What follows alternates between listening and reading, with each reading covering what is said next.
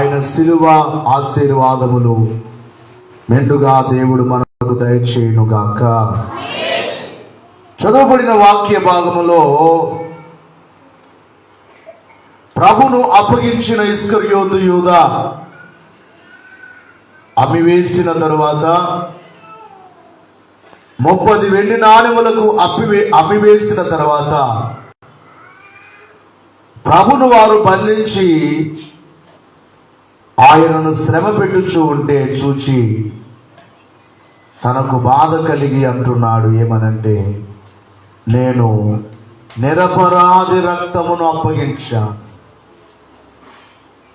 అంటే సాతాను పని జరిగించింది. ఇస్కరియోతుకు యూదా కూడా ప్రభు అంటే ప్రేమే కనబడుతుంది.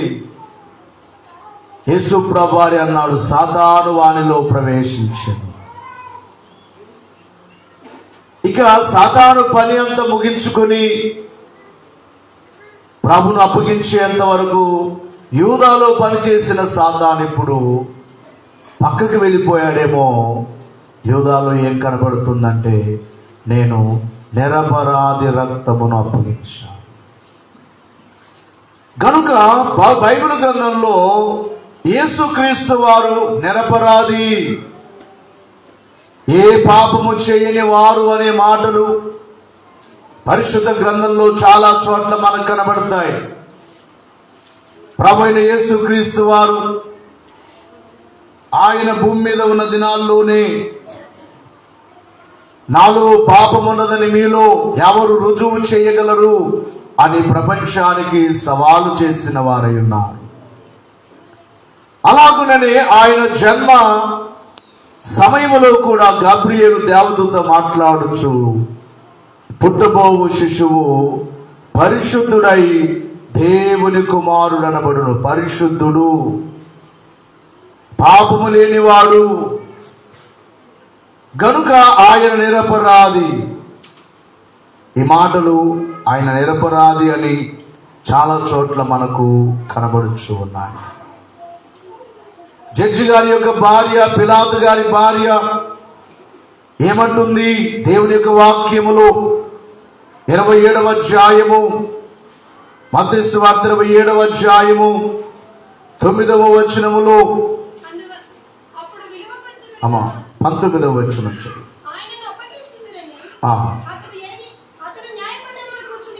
అతడు న్యాయపీఠం మీద కూర్చుండి ఉన్నప్పుడు అతని భార్య, నీవు ఆ నీతివంతుని జోలికి పోవద్దు, ఈ ప్రొద్దు ఆయనను గూర్చి నేను కలలో మిక్కిలి బాధపడితినని అతని యొద్దకు వర్తమానము పంపెను.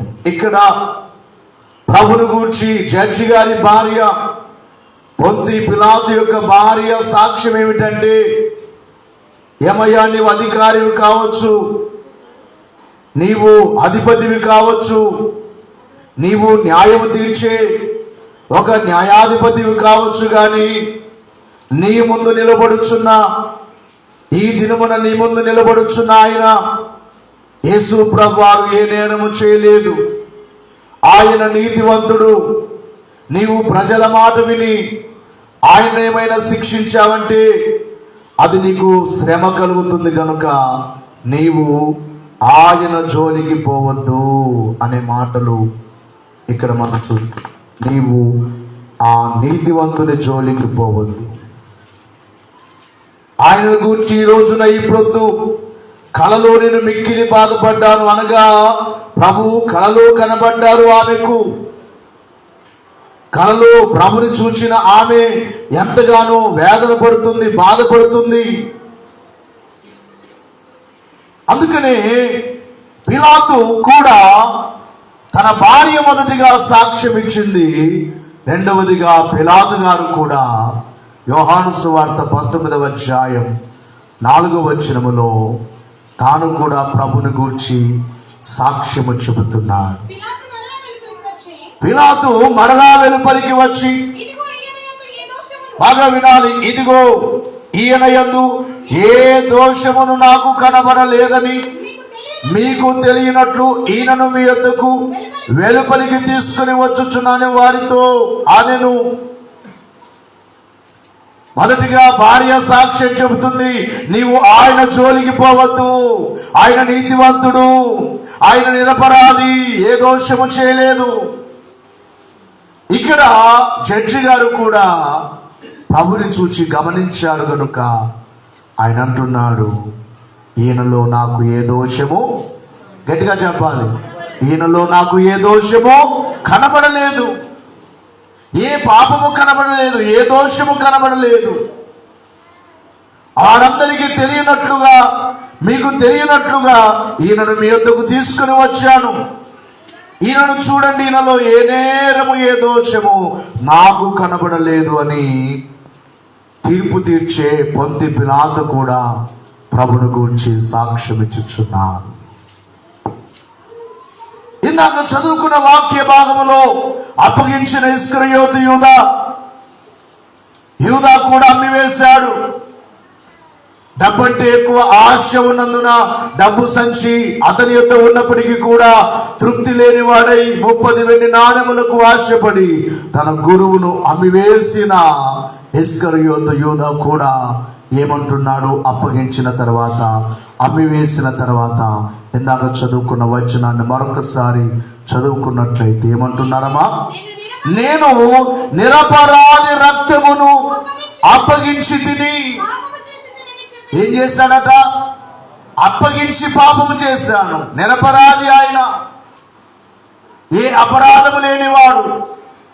నేనే పాపము చేశాను ఆయన అప్పగించి, నాదే తప్పు అని చెప్పి తప్పు తెలుసుకున్నాడు. గాని ప్రభు దగ్గరికి వచ్చి ఒప్పుకున్నట్లయితే క్షమించును అన్నారు అయ్యగారు. ఎంత పాపినైనాను అయ్యగారు పాడొచ్చు అన్నారు, ఎంత పాపినైనాను యేసు చేర్చుకొనును. ఎంత పాపినైనా చేర్చుకుంటాడు. కానీ తన తప్పు తాను తెలుసుకున్నాడు, కానీ ప్రభు దగ్గరికి వచ్చి పశ్చాత్తాపడలేదు. పేతురు పశ్చాత్తాపడ్డాడు.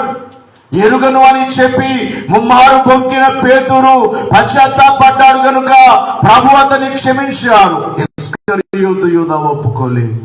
ప్రభు దగ్గరికి వచ్చి తనకు తాను తెలుసుకున్నాడు, నేను పాపము చేశాను, నేను దోషము చేశాను, నిర్దోషిని అప్పగించాను, దోషము లేని ఆయనను అప్పగించాను అని చెప్పి తాను కూడా బాధపడుచున్నట్లుగా ఈ వచనములో చూస్తున్నాం. యేసుక్రీస్తు వారు సిలువ పైన ఉన్నప్పుడు సిలువకు కుడి వైపున ఒకరు, ఎడమ వైపున ఒకరు, ఇద్దరు బందిపోటు దొంగలను సిలువకు వేస్తారు. ఆ దినములలో రోమా ప్రభుత్వం యొక్క శిక్ష సిలువ శిక్ష. ప్రపంచమంతా కూడా రోమా సామ్రాజ్యము క్రింద ఉన్న దినాలు. కొన్ని దేశాల్లో కొన్ని శిక్షలు అమలు ఇప్పటికీ కూడా జరుగుతూ ఉన్నాయి. మన భారతదేశంలో తప్పు చేసిన వారికి ఒక శిక్ష, చివరి శిక్ష ఏమిటంటే ఓరి శిక్ష. ఆ దినములలో రోమా ప్రభుత్వం యొక్క శిక్ష ఏమిటి అంటే, బాగా తప్పు చేసిన వారికి, బందిపోటు దొంగలు అనగా దొంగతనము చేసేవారు, దొంగతనం ఒకటే చేస్తే అంత ఏదో తప్పు కాదేమో గాని ఆ దొంగతనము చేయడానికి అవసరమైతే మనుషులను కూడా చంపేవారు ఆనాటి దొంగలు. వారి దగ్గర ఉన్నది ఇస్తే, మంచిగా అడిగినప్పుడు ఇస్తే బాగుంటుంది, మేము ఇవ్వలేము అంటే వారి ప్రాణాన్నైనా తీసివేసేవారు. కాబట్టి ఈ బందిపోటు దొంగలైన వారిని, నరహంతకులైన వారిని, మనుషులను చంపేవారిని ప్రభుత్వానికి, రోమా ప్రభుత్వానికి విరుద్ధముగా పాపము చేసేవారిని ఆ దినములలో ఏమి చేసేవారంటే సిలువకు వేసేవారు. కుడి వైపున ఒకడు, ఎడమ వైపున ఒకరు, ఇద్దరు కూడా వారు నేరము చేసినవారు. ఈ నేరస్తులలో కూడా ఒకడు యేసు ప్రభు వారిని గూర్చి సాక్ష్యము చెబుతున్నాడు. అంటే ప్రభుని అతను ఎరుగలేదు గాని ప్రభు యొక్క పలుకులు అతనిలో మారు మనస్సును కలిగించాయి.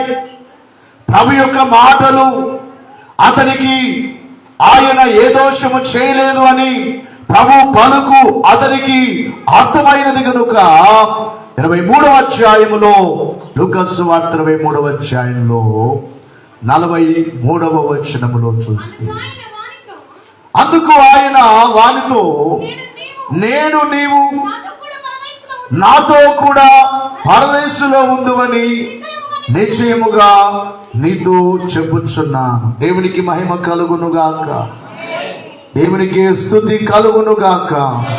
ఇక్కడ మొదటివాడు విమర్శ చేస్తున్నాడు. 35వ వచనములో ప్రజలు గమనించాలి. 40 చదువు, అక్కడ 39 చదువు ఒకసారి. వేలాడవేయబడిన నేరస్తులలో ఒకడు ఆయనను దూషించుచు, నీవు క్రీస్తువు కదా, నిన్ను నీవు రక్షించుకొనుము, మమ్మను కూడా రక్షించుమని చెప్పెను. గమనించాలి, మొదటి వాడు ఏమంటున్నాడంటే, నీవు క్రీస్తువు కదా, నిన్ను నీవు రక్షించుకో, నిన్ను నీవు రక్షించుకో మొదటిగా, తర్వాత మమ్మను కూడా రక్షించు అంటున్నాడు. ఎడమ వైపున్న దొంగ ప్రభుని దూషిస్తున్నాడు. నీవు రక్షించుకో, మమ్మల్ని రక్షించు అంటున్నాడు. అయితే రెండవ వాడు వారిని ఏం చేస్తున్నాడు? గద్దిస్తున్నాడు. ఏం చేస్తున్నాడట? యమా గద్దిస్తున్నాడు. ఎరా, ఏం మాట్లాడుతున్నావు నీవు? మనమైతే దొంగతనం చేశాం, మనం హత్యలు చేశాం, మనము ప్రభుత్వానికి విరుద్ధముగా పాపము చేశాము, కాబట్టి మనకు ఈ శిక్ష అని అంటూ ఏమంటున్నాడు? నీవు అదే శిక్షా విధిలో ఉన్నావు కనుక దేవునికి భయపడవా? నీకు దేవుని భయం లేదారా? ఆయన అంత మాట అంటున్నావేంటి? నిన్ను రక్షించుకో, నన్ను రక్షించు అంటున్నావు, ప్రభుని దూషిస్తున్నావేమిటి? నీకు దైవ భయం లేదా? దేవుడంటే భయం లేదా? నీవు శిక్షా విధిలో ఉన్నావు, దేవునికి భయపడవా అని అంటూ ఏమంటున్నాడు? మనకైతే ఇది న్యాయమే. ఎంత మంచి దొంగ! అందుకే అయ్యగారు, దేవదాస్ అయ్య గారు ఈ దొంగకి ఏమని పేరు పెట్టారంటే దొర అని పేరు పెట్టారు. ఏంటంట?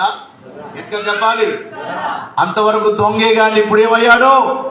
దొంగ ఏమైపోయాడు? సిలువలో దొరైపోయాడు.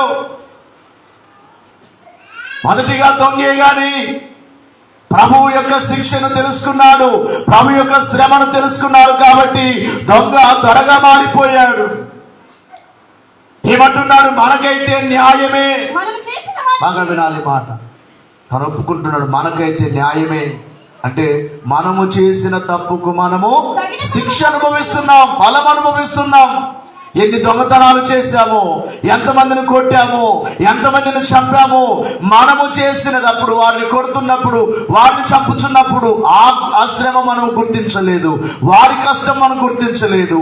ఇప్పుడు మనకు అది న్యాయమే, మనం చేసిన దానికి మనము అనుభవిస్తున్నాం అనంటూ ఏమంటున్నాడు? ఈయన ఏ తప్పిదమును చేయలేదు అని చెప్పి ఆయనను చూచి, యేసు, నీవు నీ రాజ్యములోనికి వచ్చినప్పుడు నన్ను జ్ఞాపకము చేసుకొనుమని అందుకు యేసు వానితో, అతడితో, నేడే నీవు నాతో కూడా పరదైసులో ఉంది. దొంగ కూడా ఏమంటున్నాడు? ఈయన ఏ తప్పిదము చేయలేదు, ఏ నేరము చేయలేదు. కనుక ప్రియులారా, యేసుక్రీస్తు వారు నిరపరాధి, ఏ అపరాధము లేనివాడు. మరెందుకు ఆయనకు శిక్ష వచ్చింది అంటే కేవలము మన కోసమే అని బైబిల్ చెప్తుంది. ఎవరి కోసము? గట్టిగా చెప్పాలి. ఎవరి కోసము? ఇక్కడున్న మనందరి కోసం, ఈ భూప్రపంచములో ఉన్న ప్రతి మానవుని కోసం. ఎప్పుడు ఈ మాట అంటుంటాను నేను. ఇప్పుడైతే చాలా పల్లెలకు వెళ్ళలేకపోతున్నాను, కానీ ఆ దినాల్లో వీధుల్లో సువార్త చెబుతూ ఒక మాట అనేవాడిని నేను. నీవు నమ్మినా నమ్మకపోయినా యేసు ప్రభువారు నీ కొరకు సిలువేయబడ్డాడు, నీ కొరకు రక్తము కాంచాడు.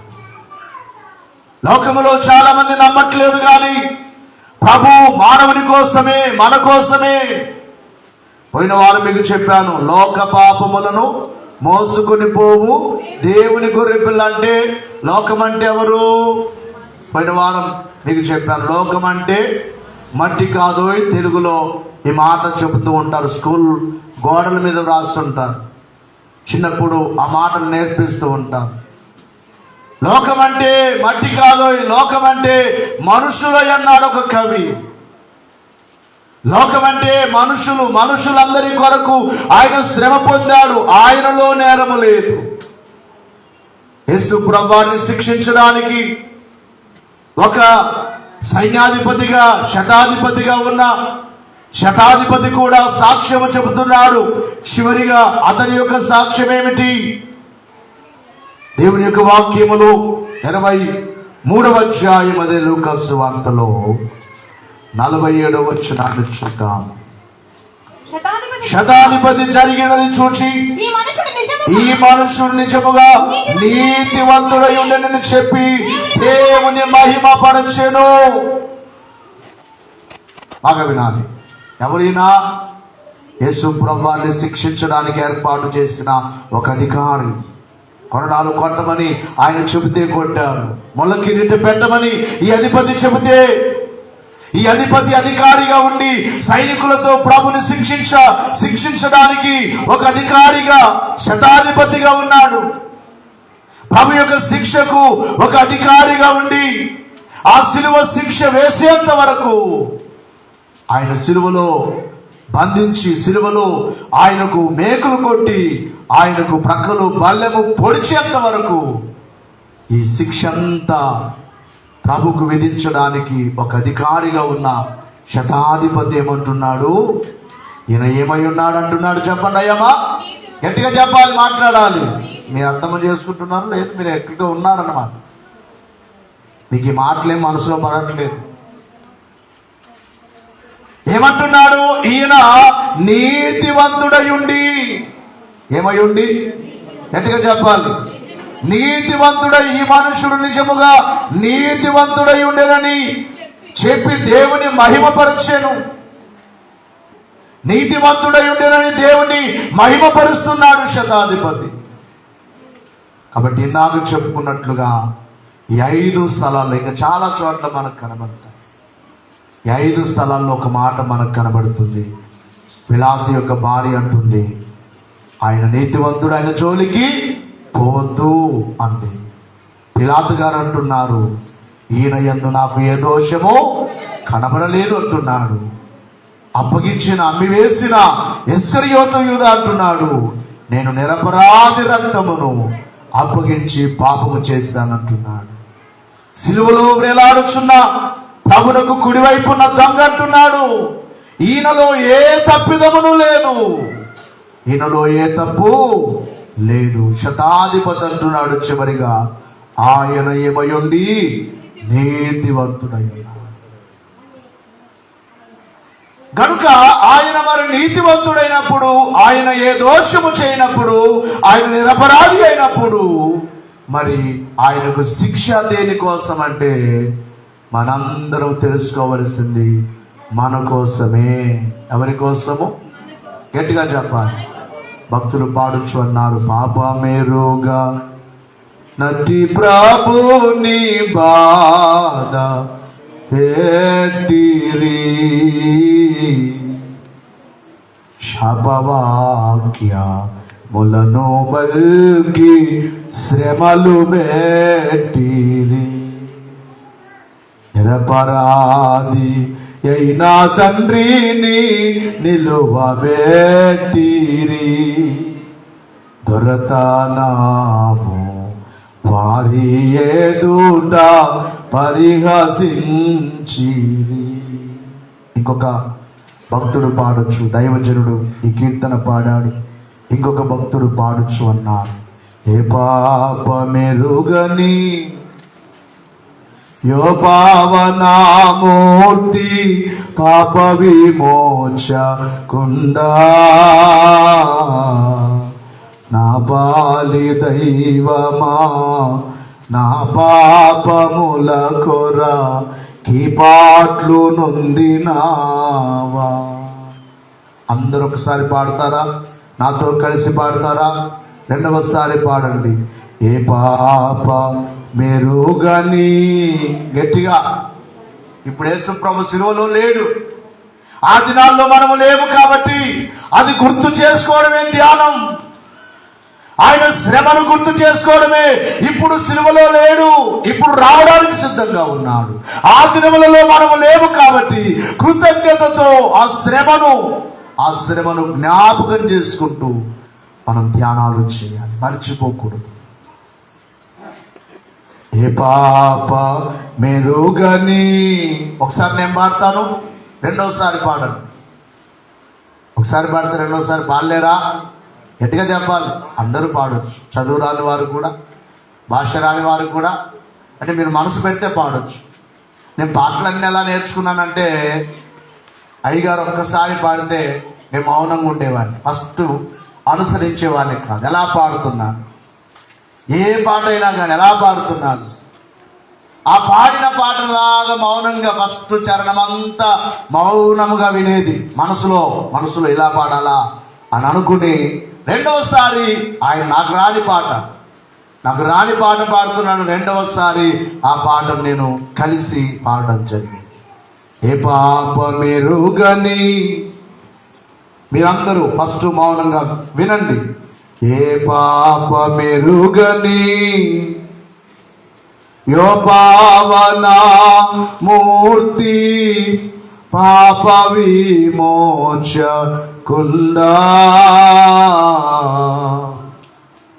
నా బాలి దైవమా నా పాపముల కోర కీపాట్లు నొందినావా నా బాలి. పుస్తకంలో తీసుకుంటామంటే 154వ పాట. 154వ పాట. ఏ పాప మెరుగని యో పావనా మూర్తి పాప విమోచకుండా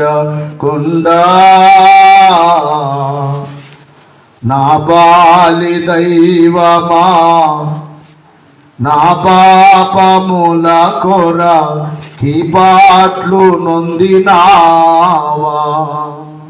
ఇప్పుడు పాడండి అందరూ పాడండి, గట్టిగా పాడండి. ఏ పాప. అందరూ పాడండి, గట్టిగా పాడండి. పాడాలి, అందరూ పాడాలి, చివరి వారు కూడా.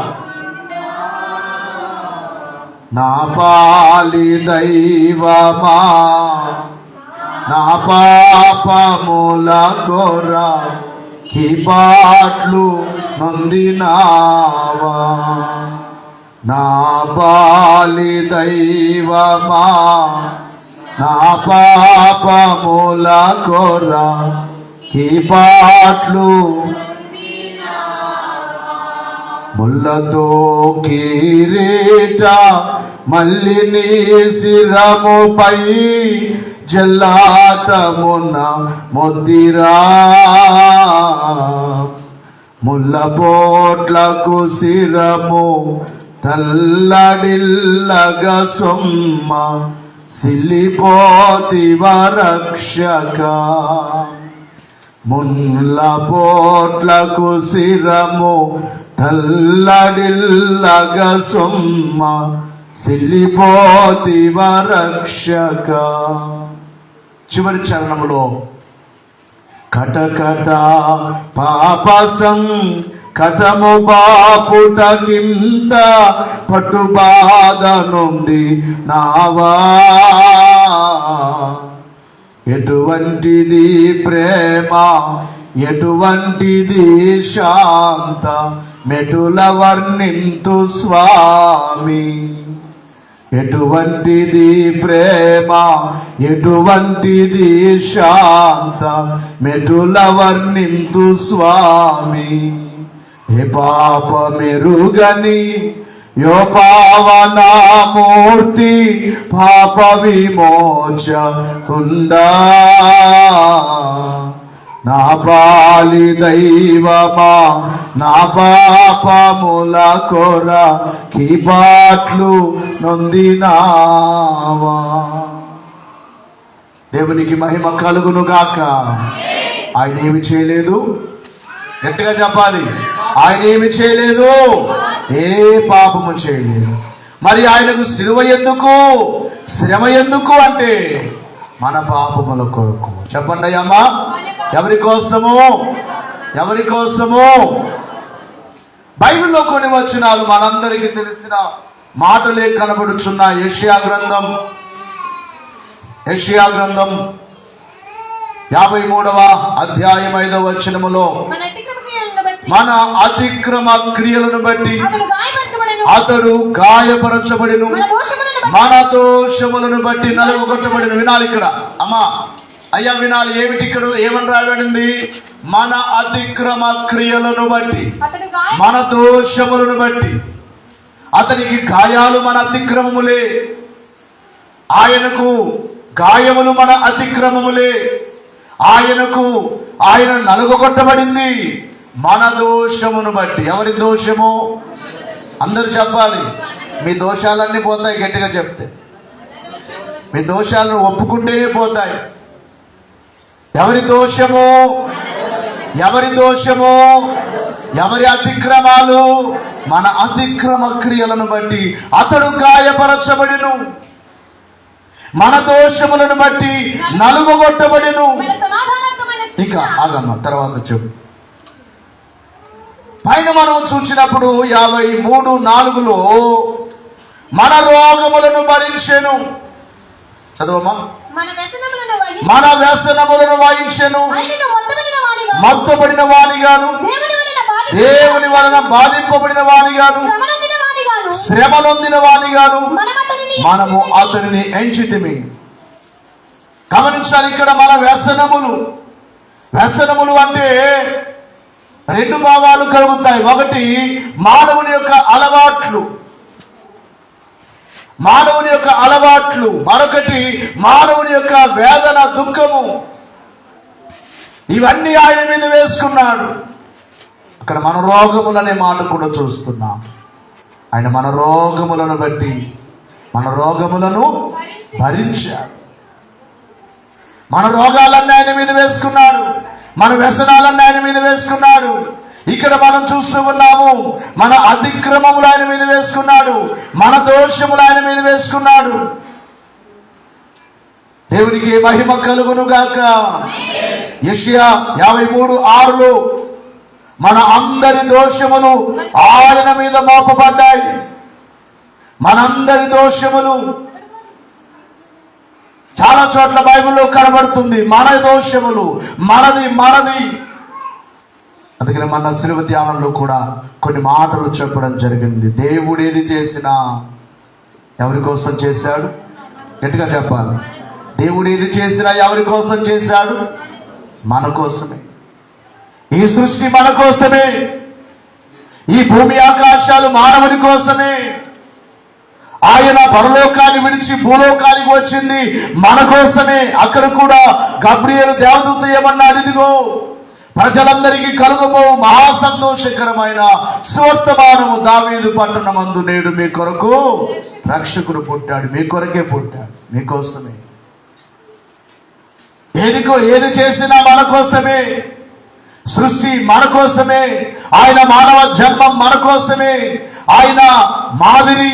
అందుకే ఇందాక వాక్య పఠనంలో చదువుకున్నాం, క్రీస్తు మీకు మాదిరి ఉంచిపోయాడు, మీ కొరకు బాధపడ్డాడని పేతురు గారు తన పత్రికలో రాస్తూ ఉన్నాడు. ప్రభు ఏది చేసినా మన కోసమే చేశాడు. మన దోషములను ఆయన మీద వేసుకున్నాడు, మన వ్యసనములను ఆయన మీద వేసుకున్నాడు, మన అతిక్రమాలను ఆయన మీద వేసుకున్నాడు, మన రోగములను భరించాడు. అంటే మన రోగాల్ని కూడా ఆయన మీద వేసుకున్నాడు.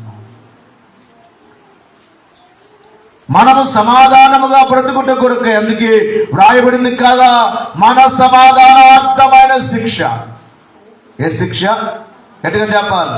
ఈ రోజున క్రీస్తు నమ్మిన బిడ్డలు ఒక సాక్ష్యం చెప్తారు. చాలా మంది, అయ్యా మేము ప్రభు నమ్మకమునుపు చాలా అసమాధానంగా ఉండేవారు, ఎంతమంది చెప్పగలరు ఈ మాట? మేము ఇప్పుడు యేసయ్య దగ్గర సమాధానం, ఇప్పుడు ఈ మాటలు వింటుంటే ఎలాగుంది మీ అందరికీ? దేవుని మాటలు వింటుంటే ఎలాగుంది? ఎవరిస్తున్నారు ఈ సమాధానం? ఈ సమాధానం మనం పొందడానికి, ఈ సమాధానార్థమైన శిక్ష ఎవరి మీద వేసుకున్నాడు? గట్టిగా చెప్పాలి. బైబిల్లో మాటలే చెప్తున్నాను. మీ అందరూ చెప్పినా చెప్పకపోయినా నేను చెప్పగలను. నా జీవితము ఆయనను బట్టి నేను సమాధానముగా ఉన్నాను. అసమాధానము నాలో లేదు. అసమాధానం బహుశా ఒక్కొక్కసారి కలిగినా కూడా ఆయన సిలువను చూచినప్పుడు, ఆయన శ్రమను జ్ఞాపకం చేసుకున్నప్పుడు, ఆయన బోధన వింటున్నప్పుడు, ఆయనను గూర్చి పాడుకుంటున్నప్పుడు, ఆయన సన్నిధిలో కూర్చున్నప్పుడు, ఆయన సన్నిధిలో మోకరించినప్పుడు మనకేం కలుగుతుంది చెప్పనయ్యామా? సమాధానము. ఈ సమాధానమునకు కారణం ఏమిటంటే ఆయన పొందిన శ్రమయే క్రైస్తవుని యొక్క సమాధానము. అందుకనే చాలా మంది సమాధానం కోసమే మాకు ప్రభు యొద్దకు వస్తే మాకు సమాధానం దొరుకుతుంది. స్వార్థ కీర్తనలు పాడొచ్చు. ఆ దినాల్లో వీధుల్లో పాడుతూ ఉండేవారు. ఒక ఆయన పాడొచ్చు అన్నాడు, సంతోషము ఎచట ఉందని, సమాధానమెచట నాకు దొరికేనని, బంధువులను అడిగాను, స్నేహితులను అడిగాను, బంధువులను అడిగాను, స్నేహితులను అడిగాను, చివరికది నీలోనే కనుగొన్నాను. ఎంత మంచి దేవుడవయ్యా యేసయ్యా, నా చింతలన్నీ తీరేనయ్యా నిన్ను చేరగానా.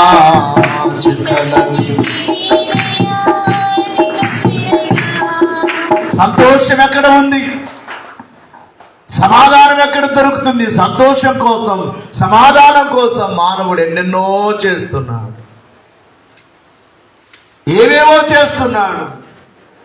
కొంతమంది వారిని అడిగితే ఎందుకయ్యా నీవు త్రాగుతున్నావంటే నాకు సమాధానం లేదంటున్నాడు. త్రాగితే సమాధానం కలుగుతుందా? ఎంతసేపు ఉంటుంది సమాధానం? ఆ మత్తు ఉన్నంత వరకు ఉండొచ్చేమో. అవునా కాదయ్యమ్మా? ఆ మత్తు, ఏ మత్తు? త్రాగిన మత్తు, త్రాగిన కైపు. ఆ కైపు ఉన్నంత వరకు, ఆ మత్తు ఉన్నంత వరకు అతనికి ఏదో ఇక ఏ బాధలు గుర్తు లేకుండా ఊరుకుండొచ్చు. అతను పోతే అన్ని మరలా వస్తాయా జ్ఞాపకం? గట్టిగా చెప్పాలి. మత్తు పోతే మరలా వస్తుందా రాదా? మరలా అన్ని జ్ఞాపకాలు వస్తాయి. అంటే అది స్థిరమైన సమాధానం కాదు. సమాధానం కోసం కొంతమంది అలాగున మత్తు త్రాగుచున్నారు, మరికొంతమంది సినిమాలు చూస్తున్నారు. సినిమాకి వెళ్తే అన్ని మర్చిపోయి కొద్దిసేపు ఆ సినిమా అదే ఆ స్టోరీ అయ్యేంత వరకు మాకు సమాధానం అనుకుంటున్నారు. కాదు. ఈ రోజున సినిమాకి వెళ్ళి సినిమా డబ్బులు పెట్టి అక్కడ చూడవలసిన అవసరం లేదు. ఎవరి చేతిలో వారి చేతుల్లో ఫోన్లు ఉన్నాయి. ఎన్నో జోక్స్, ఎన్నెన్నో ఇప్పుడు అవన్నీ చూసుకుంటూ వారు అనుకుంటున్నారు మేము సమాధానం ఉన్నాం. కాదు. సమాధానము దేవుని దగ్గరే మానవునికి నిజమైన సమాధానం, నిజమైన సంతోషం. అందుకే యేసు ప్రభువారు ప్రార్థన చేశారు. ఆయన తిరిగి లేచి పరలోకానికి వెళ్ళేటప్పుడు ఒక ప్రార్థన చేశాడు. యోహాను సువార్తలో 17వ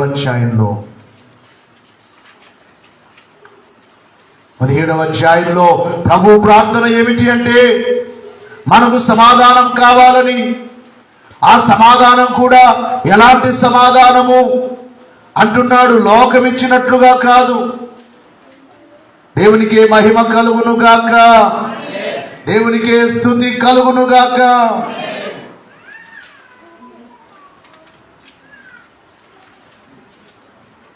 సంతోషమే సమాధానమే, సంతోషమే సమాధానమే, సంతోషమే సమాధానమే.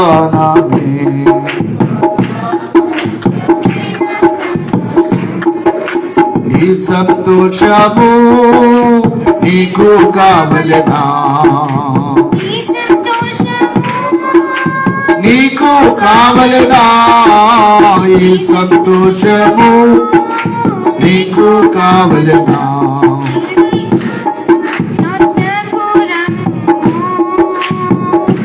నేడు యేసు నొద్దకు రమ్ము, సంతోషమే సమాధానమే,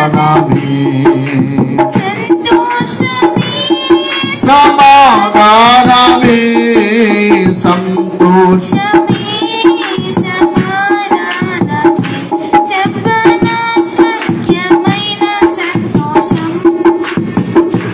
చెప్పనా సఖ్యమైన సంతోషం. ఈ సంతోషము నీకు కావలెనా,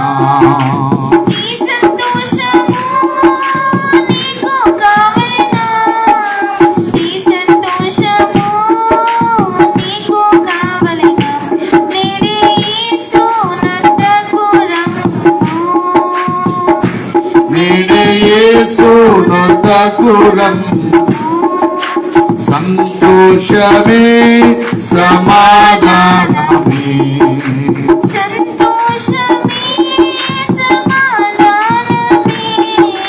సంతోషమే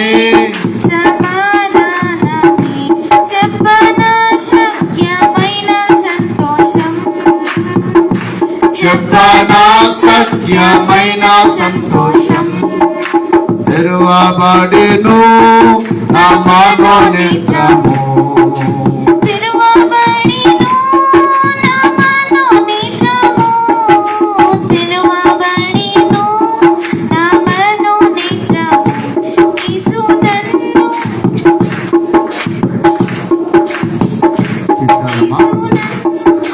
ప్రభు ఒక మాట చెబుతున్నారు, ఏమిటంటే లోకం ఇచ్చినట్లుగా కాదు,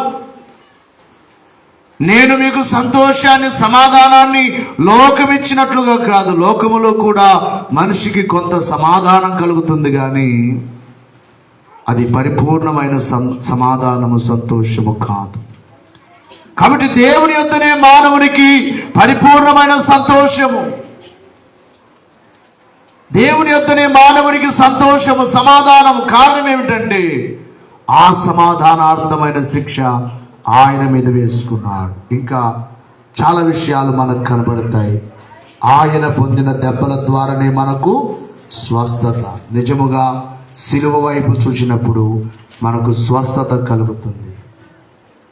యేసుక్రీస్తు వారి సిలువ శ్రమను గూర్చి అనేకమైన మాటలు మనకు కనబడుతున్నాయి.